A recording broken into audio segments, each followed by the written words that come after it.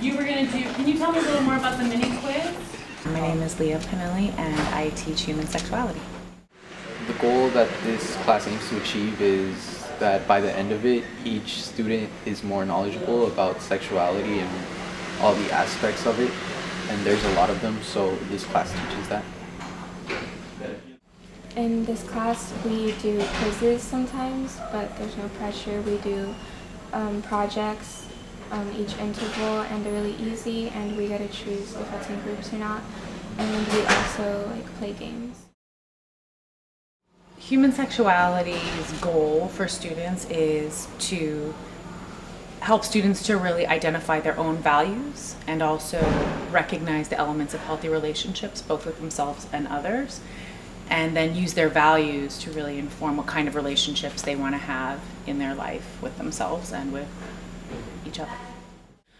So there are projects, but there's also, we have quite a few guest speakers. We have guest speakers who, for example, this year we had a survivor of rape. We also had a teen parent panel. So we have a variety of guest speakers, which is kind of brings in that the larger community into our classroom, as opposed to just kind of being a regular class that you that isn't much different than the regular core classes at Summit. Students should be looking forward to saying a bunch of fun words and being intrigued in the class, because it's probably one of the more relatable classes.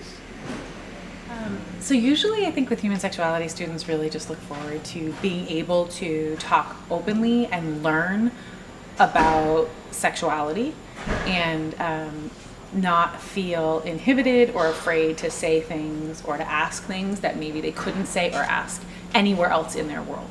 So it's really critical that we create a really safe environment, that students feel comfortable asking each other, or asking me and asking the class big questions, and I think that students really look forward to that.